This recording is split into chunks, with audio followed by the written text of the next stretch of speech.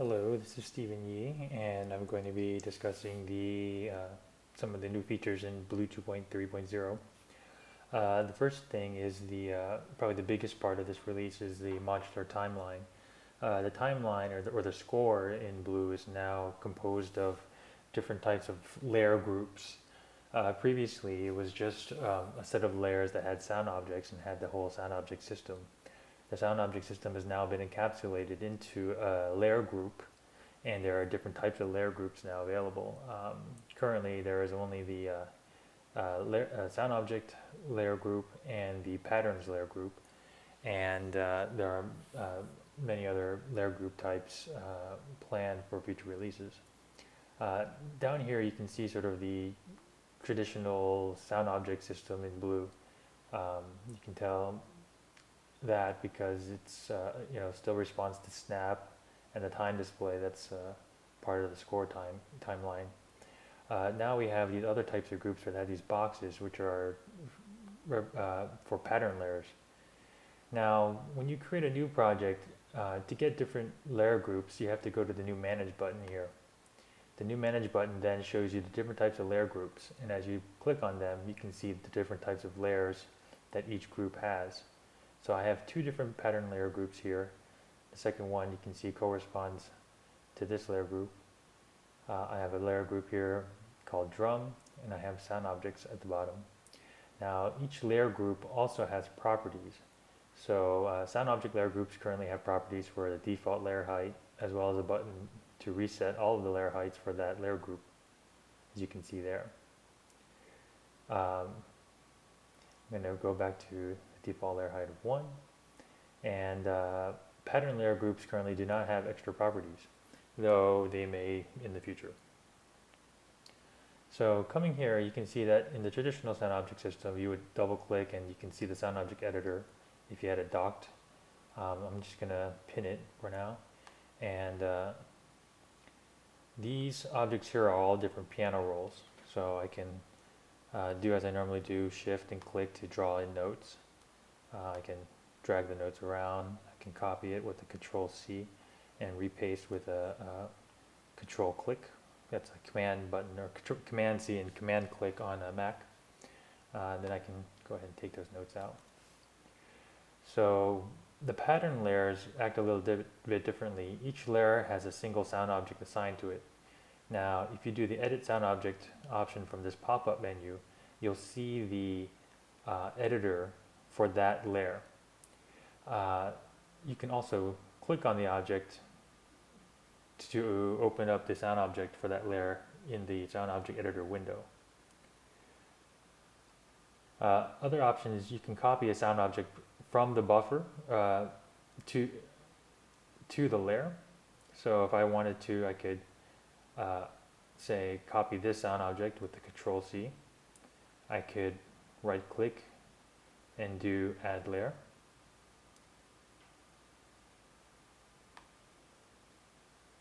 Okay, well there's a bug. And I just gotta switch to another project and come back here. Then click on here and do set sound object from buffer. Now that piano roll that I had previously on that layer before is pasted into this this pattern layer. Now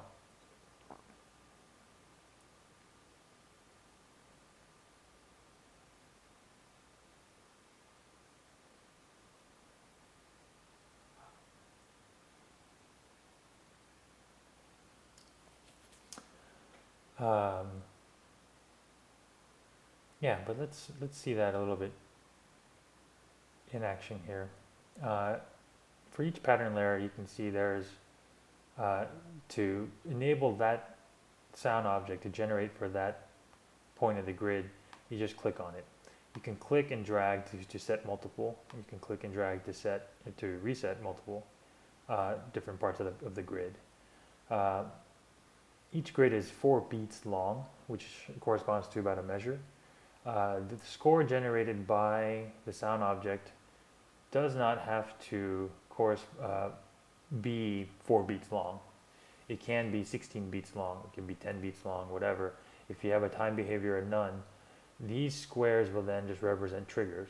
So this is triggering that sound object for to play at the start time of 0 or the start time of 4, start time of 8, etc. The pattern layers, in conjunction with different types of sound objects, you can choose any of these types. You can facilitate faster editing of pattern-based music. So, and as an example too, that you don't have to just use piano rolls and other pattern objects as the types of sound objects for pattern layers.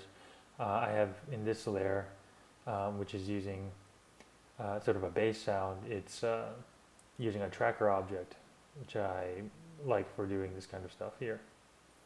So I'm just going to press play now, and you can hear this drum pattern here is being played, and it's just a bass drum sound.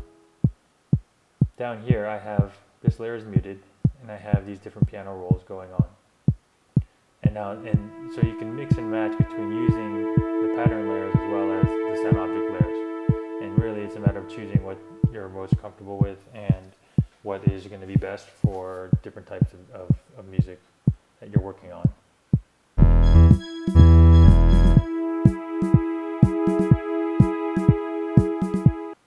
And just to show that, I'm going to mute this and show a different piano roll here.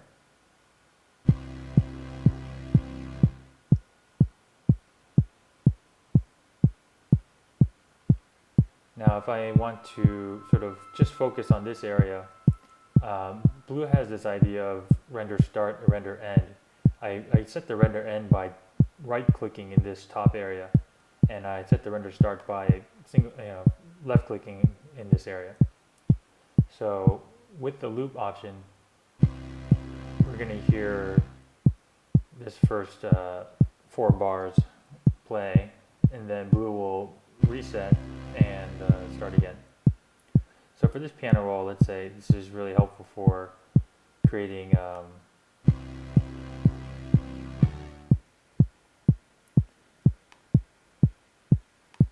different ideas here you're experimenting with.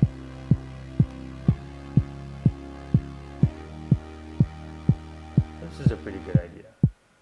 Sort of a different character than what was there before. So I'm going to set the render end now to 64 beats, 16 bars. And what I'm going to do now is I'm going to copy this piano roll.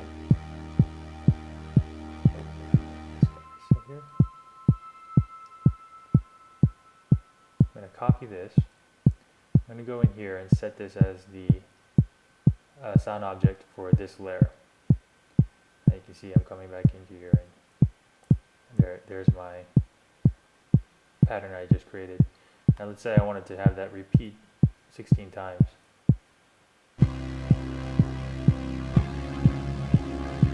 Now that was bad because you can tell here that the sound object actually lasts 16 bars, 16 beats, and I had it set to trigger every 4 beats. So really all I need to do then is clear out the ones I don't need and start again.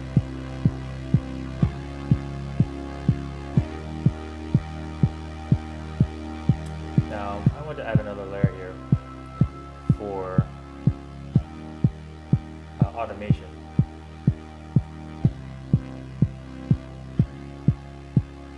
I'm going to close this. Now I'm going to automate the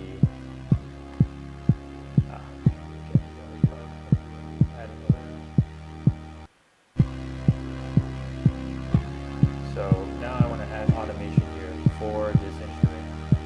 Now this instrument happens to be set to instrument 3, which is being shared by this sort of shimmery sound layer. So what I'm going to do is take the instrument here, copy it, and then paste it. Now I have a second copy of that instrument called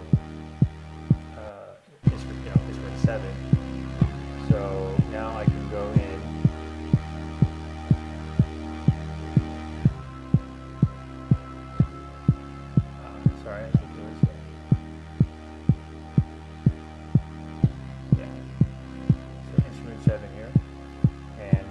I'm going to do is change this to use instrument 7 so that whatever I change here won't modify this sound up here.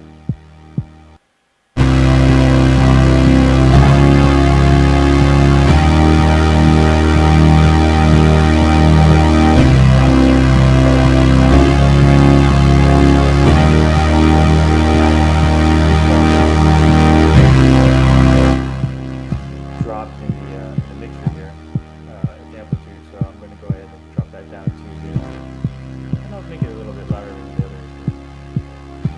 And now I'm going to set the automation for the instrument 7, its cutoff, to automate over time. I'll switch to single line.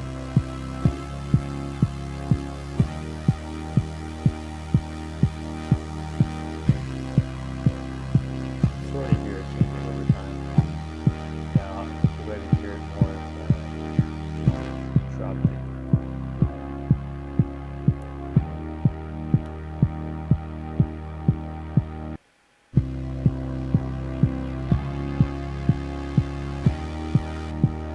And automations, when you play them or modify them, they are updated in real time.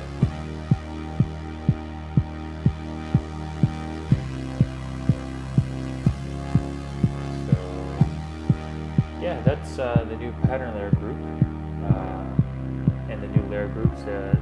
I'm currently working on an audio layer group type so that you can have sort of basic DAW functionality built into Blue. And then, hopefully, to move on to notation layers so that you can edit and modify scores using traditional notation on the timeline, as well as other types of layers. The next feature I'd like to show is the Python console. So in this project here, it's one I'm working on at the moment. There's two different layer groups. The first has just a whole bunch of Python code.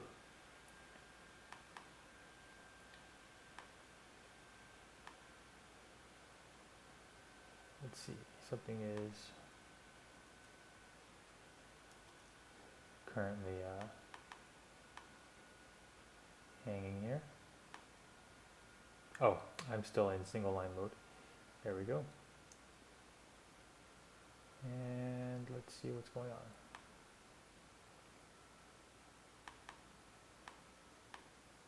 on.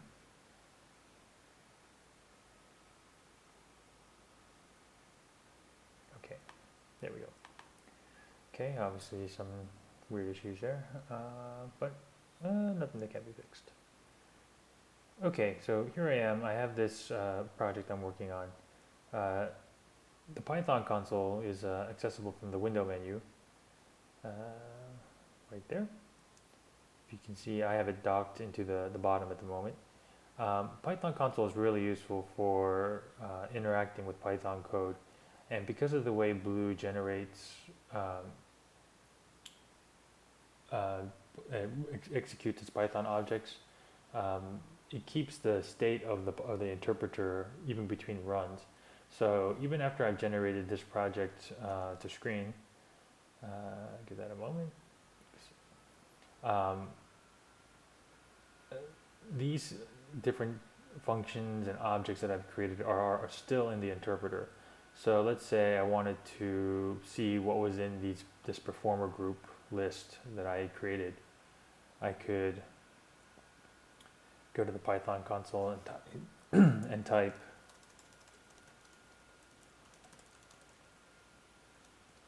print performer groups, and I would see that it's a list of different performer objects. Now let's say what I've been finding the console extremely useful for is if I forget an API for a function, for a class or a function. So in this case, I have these performer objects, and I may not remember exactly what the signatures are for the performers. So I can do dir performer and get a list of what are its functions. I can call help on the performer, and I can see the documentation for that object. And I can do that too for Python modules. So in the OS module, I know there's a path module, a submodule before, but I may not remember what's in it. So I can do dir OS path, or I can do help OS path, and I'll see from here what are all the functions and their documentation. And I find this to be extremely helpful for while I'm developing Python code in my projects. Also to note is if a Python object happens to print, so if you type have a print statement in one of these functions, in this case this is a script that I wrote that just shows information for that is useful for this piece for me. If I was to say, have it print the report instead of alerting that and showing that pop up, and I press test, it won't generate a score, which is fine. But if I go to the Python console window, I see that the output from that print is now showing up here.